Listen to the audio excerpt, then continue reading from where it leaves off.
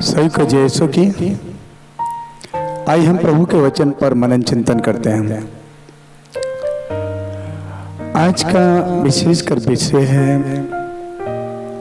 विश्वास और कार्य। जैसे हम वचन में पढ़ते हैं तो इस प्रकार लिखा है कि कार्य के बिना विश्वास हमारा निर्जीव है, बेजान है। हमें याकूब के पत्र में अध्याय 2 वचन 26 में इस ये बात को मिलता है पढ़ने के लिए। जिस तरह आत्मा के बिना शरीर निर्जीव है, उसी तरह कर्मों के अभाव में विश्वास निर्जीव है। हाँ, जिस तरह से आत्मा के बिना शरीर निर्जीव है, उसी तरह कर्मों के अभाव में विश्वास निर्जीव है। मेरे प्रिय भाई बहनों, आज मेरा और आपका विश्वास बहुत हो सकता है और बहुत ही विश्वास हम करते होंगे। क्या हमारा कार्य हमारे विश्वास को मजबूत कर रहा है?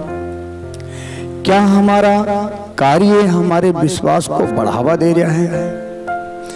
क्या हमारा कार्य हमारे विश्वास को जीवन दे रहा है?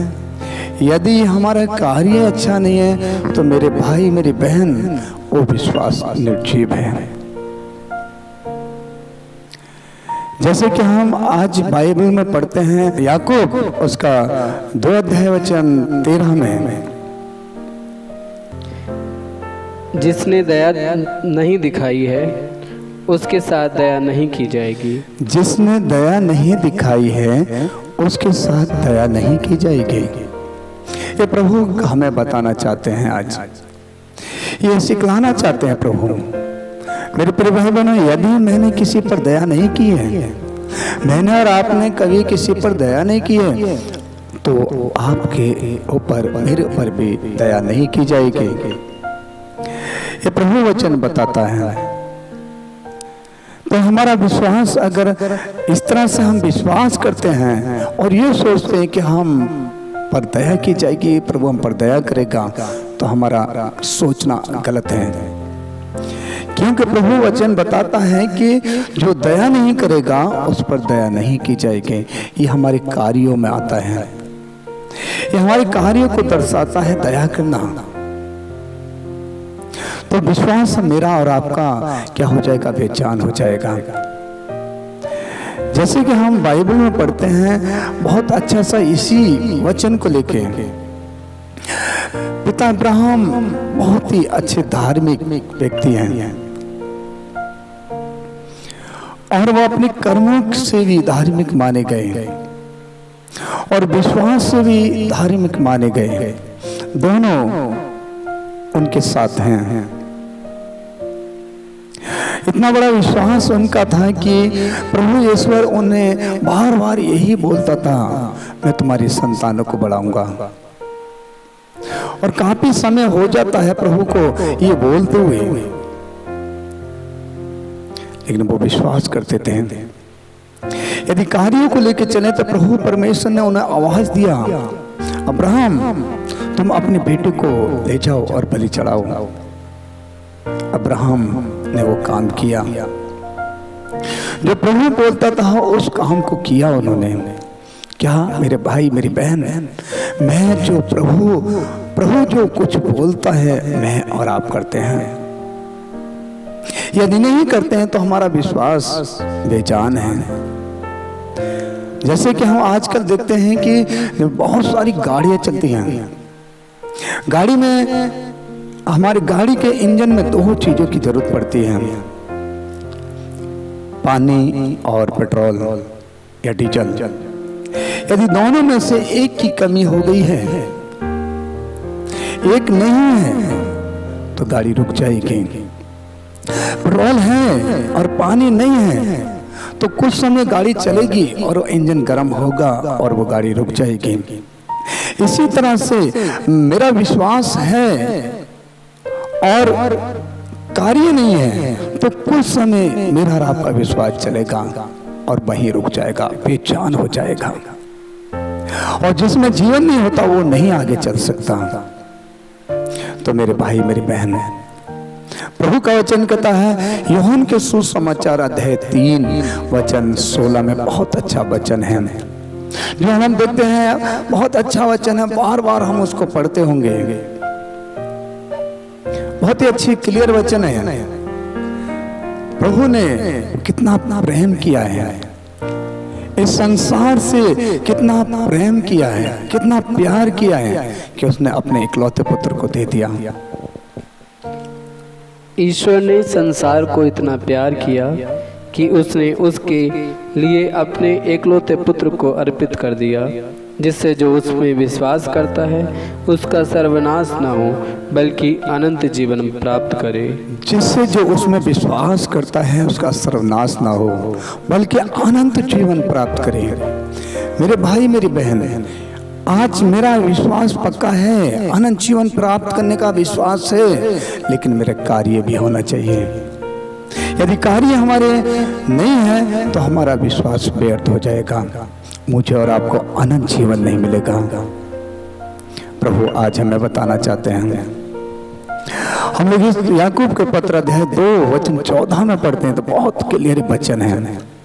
प्रभु आज हमें बताना चाहते हैं, सिखलाना चाहते हैं इस बात को कि कर्म और विश्वास दोनों हमारे साथ साथ कार्य करेंगे और प्रभु के राज्य में हम दाखिल हो सकते हैं। भाइयों, यदि कोई यह कहता है कि मैं विश्वास करता हूँ किंतु उसके अनुसार आचरण नहीं करता, तो इससे क्या लाभ? क्या विश्वास ही उसका उद्धार कर सकता है? क्या विश्वास ही इसका उद्धार कर सकता है? भाइयों, यदि कोई ये कहता है कि मैं विश्वास करता हूँ किंतु उसके अनुसार आचरण नहीं करता, तो उससे क्या लाभ? क्या विश्वास हमारा उद्धार कराएगा? क्या आचरण और विश्वास, यदि आचरण अच्छा है, विश्वास पक्का है, तो हमें अनंत जीवन मिलेगा, मुझे और आपको अनंत जीवन मिलेगा। उस अनंत जीवन से मुझे और आपको कोई भी वंचित नहीं कर सकता, कोई भी नहीं रोक सकता, बस दोनों काम होना चाहिए। प्रभु आज इस वचन के द्वारा हमें समझाना चाहते हैं, प्रभु इस वचन के द्वारा हमें बतलाना चाहते हैं। 24 वचन में बहुत अच्छा वचन है, जब हम इसका 24 वचन पढ़ते हैं तो बहुत क्लियर वचन है जो प्रभु आज हमें इस बात को बताना चाहते हैं। किस तरह से प्रभु बताना चाहते हैं हमें? आप लोग देखते हैं कि मनुष्य केवल विश्वास से नहीं बल्कि कर्मों से धार्मिक बनता है। आप लोग देखते हैं कि मनुष्य केवल विश्वास से नहीं बल्कि कर्मों से धार्मिक बनता है। हाँ, मेरा विश्वास है कि मैं धर्मी हूं, लेकिन कर्म नहीं है, व्यर्थ है। मेरा विश्वास कमजोर है, वहां पर मेरा विश्वास बेजान है। वहां पर जब मेरे कार्य और विश्वास दोनों साथ साथ चलते हैं तो मेरे भाई मेरी बहन, हम धर्मी हैं। जैसे मैंने पहले ही बता चुका है कि अब्राहम दोनों कामों से धर्मी हैं, विश्वास और कार्य उनका, तभी वो धर्मी माने गए। मेरे भाई मेरी बहन, आज का वचन हमें यही बताना चाहता है कि हमारे दोनों कार्य होना चाहिए, विश्वास और कर्म, तभी प्रभु हमें स्वर्ग के राज्य लेके जाएंगे और कोई नहीं रोक सकता, कोई भी नहीं रोक सकता। उस राज्य से कोई मुझे और आपको नहीं रोक सकता, बस दोनों कार्य करना है। आइए हम लोग प्रार्थना करें। सामर्थ्य परमेश्वर, अनुग्रहकारी मेरे यीशु, आज विशेषकर हम प्रार्थना करते हैं आज हमारे सभी भाई बहनों के लिए जो विश्वास में कमजोर हैं। प्रभु जी, उनके विश्वास को बढ़ाइए, उनके विश्वास में जान दीजिए। प्रभु, जिनका विश्वास कार्यों के बिना निर्जीव हो गया है, आज मैं प्रार्थना करता हूँ प्रभु, आप उनके विश्वास में जीवन दीजिए ताकि अच्छे से वो अपने जीवन को बिता सके।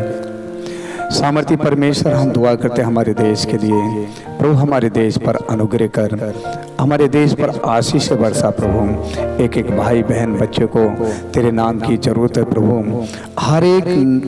हर एक व्यक्ति पर तेरा नाम पहुंचे प्रभु और तेरे नाम को जाने, क्योंकि तेरे वचन में लिखा है कि मैं उनका उद्धार करूंगा, क्योंकि मैंने उनके नाम, तो उन्होंने मेरे नाम को जान लिया है।